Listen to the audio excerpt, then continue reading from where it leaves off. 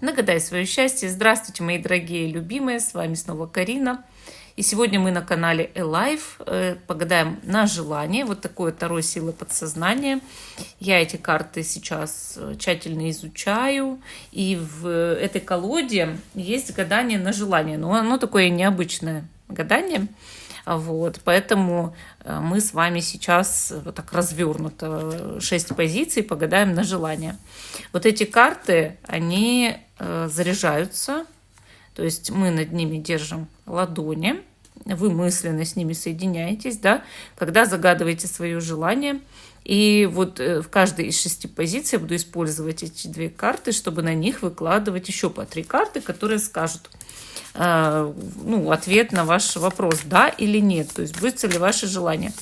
Ответ, в принципе, дается более-менее конкретный, но вам нужно задавать конкретный вопрос. Допустим, смогу ли я в этом году переехать в хороший дом, который мне будет нравиться и меня устраивать? Сделает ли мне в этом году любимый человек предложение руки и сердца? Да?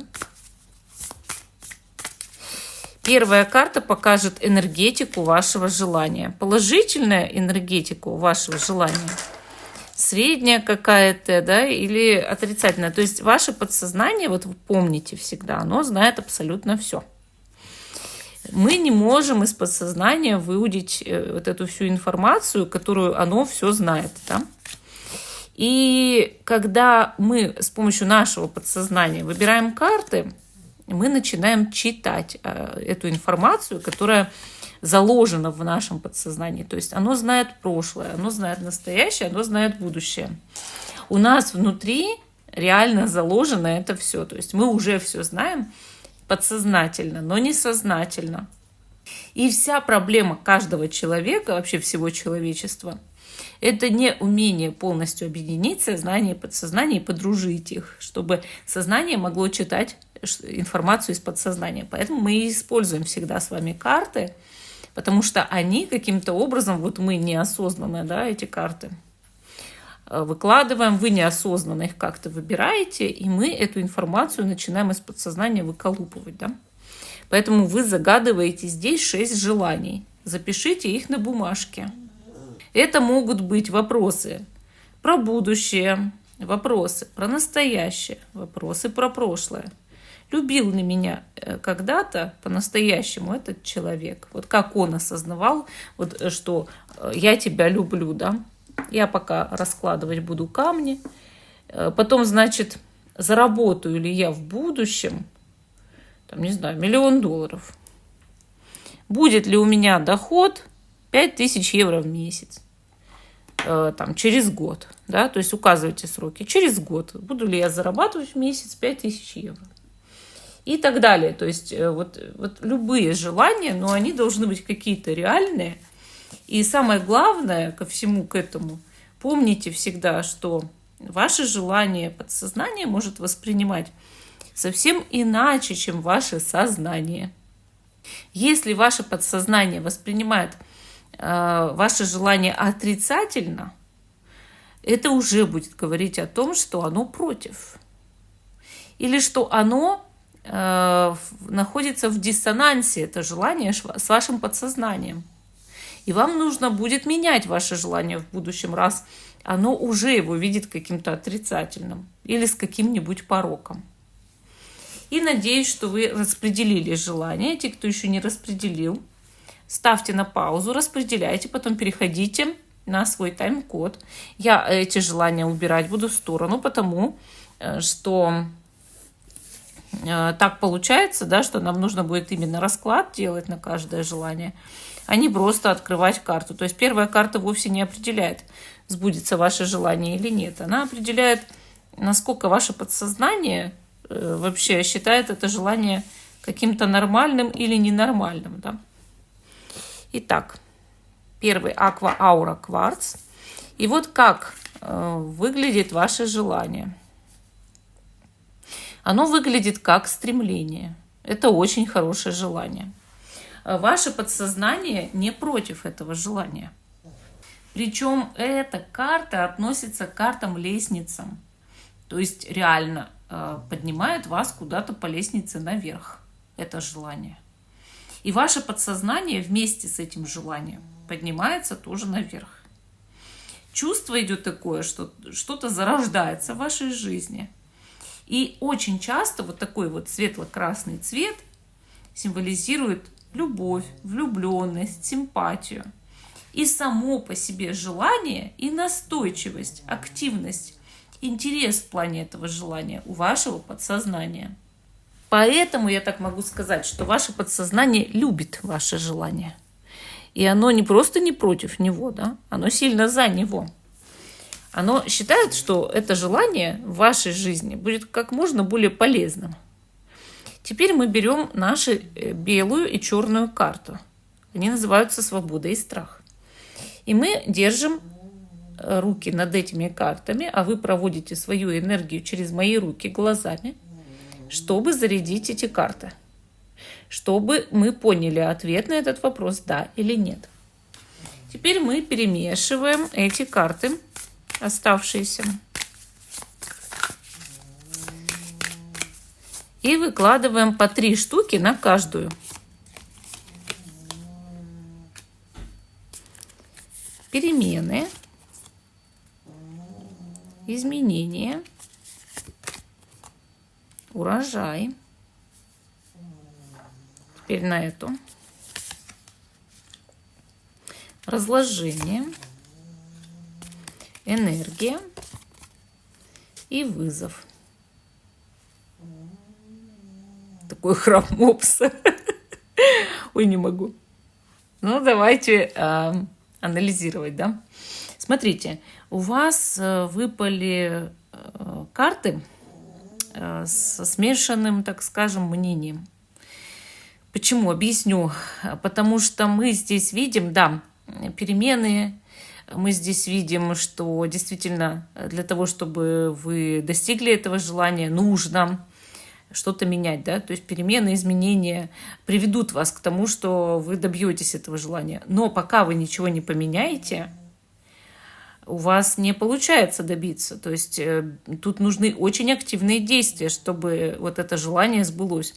С одной стороны, карты ответили «да», с другой стороны, они вам указали, что без ваших действий, без ваших внутренних перемен, без изменения тактики вы урожай свой не получите. Более того, мы здесь видим, что ваша энергия, да, то есть она, мало того, видите, у нас тут разложение идет на составляющие, да, на какие-то составляющие. Ваша энергия разлагается на разные, так скажем, субстанции. И еще и сталкивается с вызовом.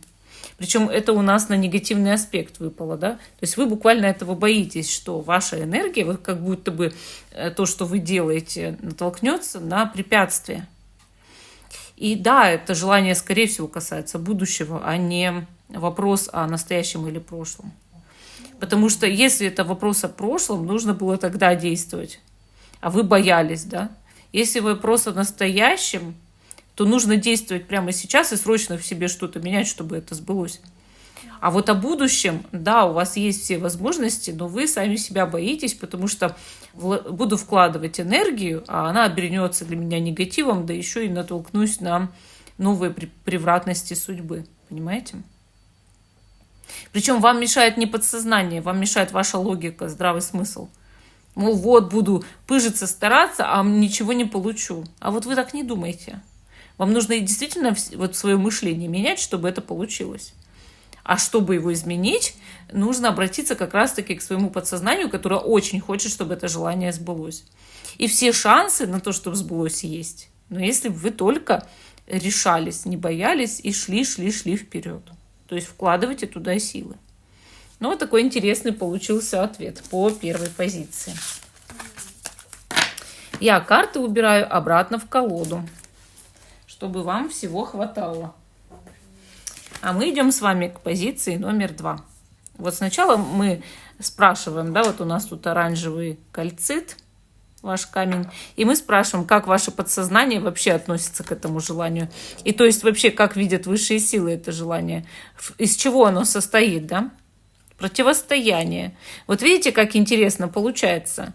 Ваше подсознание видит смесь черного и белого в этом желании. и они противостоят друг другу, тьма и свет. И ваше подсознание считает, что различные факторы, различные силы, да, столкнулись именно в вашем желании. И, возможно, даже ваше подсознание и ваше сознание борются, когда вы загадываете это желание, когда вы вообще о нем думаете, и когда вы это желание хотите. То есть, возможно, подсознательно и сознательно именно идут противоположности. Допустим, подсознание не хочет, а сознание хочет. Да? Ну, вообще черно-белая карта всегда указывает на некий выбор, очень сложный выбор. И вот в плане вашего желания вы реально стоите перед этим выбором. То есть вы даже не можете определиться, может быть, насколько оно вам нужно, или вы, допустим, определились, что оно вам очень нужно, но не определились с методами его достижения. Да? Но даже вот ваше подсознание, получается, видит противостояние в этом желании. Хорошо. Давайте посмотрим, а сбудется оно или нет. Подумайте про ваше желание еще раз. А сбудется оно или нет? Надеюсь, вы спросили конкретный вопрос. Задали конкретный вопрос. Видите, судьба сразу падает. Судьба. Эго. Перемены. Искренность. Воспоминания. И уверенность. Ваше желание совершенно точно сбудется. Оно вам по судьбе. Но вот карты показывают, что оно для вашего эго. И ваше эго, скорее всего, после того, как это желание сбывается, оно само будет претерпевать перемены. Вы боитесь быть искренними, и вы боитесь своего прошлого. Карты показывают, да? Также вы боитесь почему-то быть уверенными в себе, когда загадываете это желание. Может, из-за этого у вас и выпала карта противостояния. Но на самом деле это желание действительно сбудется. И, скорее всего, в тот срок, в который вы загадали. Либо, если вы спрашивали про настоящее или про прошлое, то просто ответ «да». Ну, такое как бы 100% «да». Ну, вот такой интересный ответ получился по второй позиции. Я убираю карты обратно в колоду. А мы идем к позиции номер 3. Итак, наш розовый кварц. Первая карта показывает вот даже элементарно, как ваше подсознание реагирует на ваше желание, да, и как вы видят высшие силы ваше желание, какое оно, что это за желание, да, почему вот оно, как сказать, не почему, а каким цветом оно обозначается. И вышла карта изменчивость. Вот смотрите, мы видим здесь фиолетовую или сиреневую изменчивость. И эта карта показывает, что ваше подсознание не против вашего желания. И ваше подсознание считает, что это желание приводит вас к развитию. Может быть, с помощью этого желания вы стремитесь к совершенству. Либо вы пытаетесь с помощью заданного вопроса поменять свою жизнь. Цвет такой сиреневый показывает то, что вы связываете себя с высшими силами, желая этого, да, или спрашивая про это. Поэтому давайте смотреть дальше. Вот ваше подсознание вовсе не против, да? Сбудется ли ваше желание, или какой ответ, да или нет на этот вопрос. Итак, перемены, страсть, воспоминания, просветленность, откровение и глубина. Здесь получается тоже истинное «да». Это желание сбудется или ответ на вопрос «да». карты очень такие неплохие выпали у вас. Они показывают то, что действительно это желание рождается с помощью перемен. То есть все-таки для того, чтобы оно сбылось, что-то нужно менять. Вот. Но если вы возьметесь за это со всей страстью, да, то, конечно же, это приведет к успеху. И да, вы боитесь быть просветленным человеком, вы боитесь быть откровенными с собой, да, и дойти до глубины, но это желание как раз-таки может вас привести к самой глубине, да, может привести вас к тому, что вы будете развивать свои способности, будете более откровенны с собой и с другими, и вам не будет страшно. То есть это желание действительно меняет вашу жизнь в лучшую сторону, и ваше подсознание, оно знало это изначально. То есть ваше подсознание не сталкивается здесь с вашим сознанием, допустим, в противоборстве, а наоборот, очень даже дружит. Поэтому я бы сказала, что карта вот очень хорошая, да, и желание, конечно, сбудется. Или ответ на вопрос «да». Но вы, я думаю, что чувствовали это изначально. Итак, идем дальше. Идем дальше. Мысленно заряжайте вот эти карты, да, ну, то есть можно вот через мои руки, можно просто смотрите на них и заряжайте мысленно. 4-я позиция. Флюорит. Как видит ваше подсознание, ваше желание, и в принципе высшие силы как видят? Исключительность. Ну вот такой интересный цвет, он, знаете, вот как бы очень темно-красный, да, такой, как бордовый, да, такой интересный цвет. Но ваше подсознание видит ваше желание именно как исключительность. То есть, когда ваше желание, допустим, сбудется, подсознательно вы почувствуете себя уникальным человеком.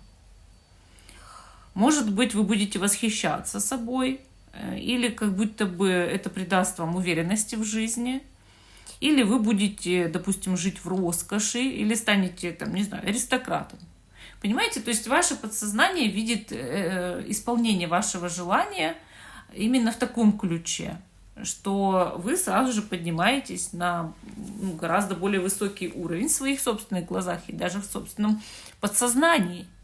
А значит, по сути, ваше подсознание видит страстный бордовый цвет, да, и оно не против. Оно видит, что вам это, ну, как будто бы жаждете вы этого, очень хочется. И оно как будто этого хочет вместе с вами, чтобы почувствовать, что вы поднялись на высокий уровень развития. Хорошо.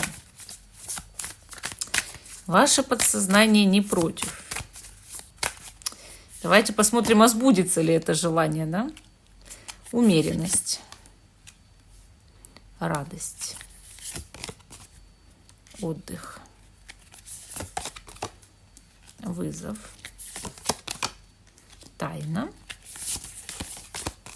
и коралл. Коралл – это у нас нежность. Здесь однозначное «да». Вот реально. Здесь конкретное «да» и без напряжения. Вот если до этого я говорила, что для того, чтобы желание исполнилось, нужно что-то делать, вот прям шевелиться, вот что-то менять в своей жизни, у вас нужно расслабиться. Вот прям взять, расслабиться и понять, что вы достойны всего самого лучшего. Ваше подсознание, кстати, считает то же самое. Вы достойны того, чтобы вас любили, вы достойны быть богатыми, вы достойны хорошо жить, вы достойны решить ваши проблемы, вы достойны быть здоровыми, вы достойны жить долго. Вот что вы угодно там загадали, спросили, вы этого достойны? И карты здесь показывают, что нужно просто расслабиться, испытывать радость от каждого мгновения жизни и принимать все происходящее вот просто как чудо. Более того, видите, на ваш страх выпали карты вызов, тайна и нежность. Да, для вас очень сложно в глубине своей души найти нежность. Да, для вас очень сложно раскрыть тайны. Но конкретно бояться этого не стоит.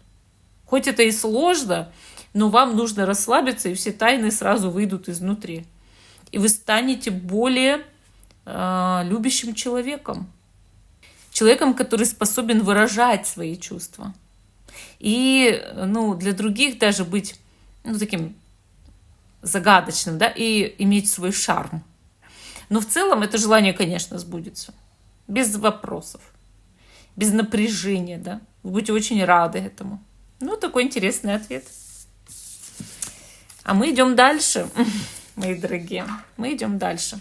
Мысленно заряжайте черную и белую карты, да. 5-я позиция. Сбудется ли ваше желание? Или ответ на вопрос, да или нет. Тут наш флюорит. И 1-я карта, как ваше подсознание относится к вашему вопросу, желанию.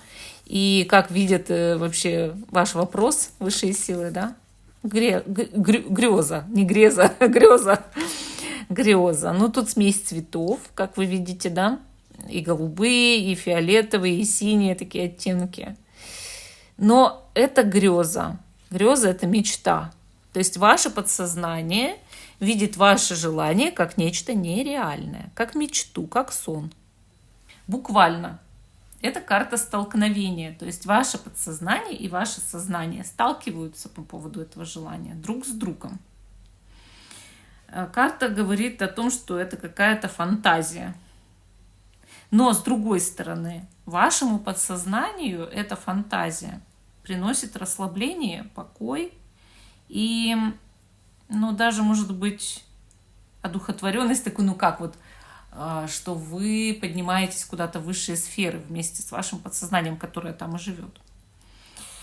Вообще, ваше подсознание точно знает, что это желание или этот вопрос окутаны либо мистикой, либо какой-то тайной, понимаете? И, может быть, не все еще известно вашему сознанию про этот вопрос. Ну, то есть даже какие-то, ну, настолько странные детали, которые потом выплывут, и вы будете иметь даже об этом вопросе другое мнение. Либо поймете, насколько этот вопрос был, ну, или задан неправильно, да, или на него посмотрите с совершенно другой стороны, да, поменяйте мнение, может быть, узнав нюансы. Хорошо. Ладно. Давайте теперь смотреть, сбудется ли ваше желание или ответ на вопрос «да» или «нет». Честность. Уверенность. Глубина. Просветленность. Противостояние. И познание. Вы будете удивлены, но это желание сбудется. Однако для того, чтобы оно сбылось, нужно быть очень честными с собой и уверены в своей честности, что вы заглянули в самую глубь себя, и вы в этом свободны, да?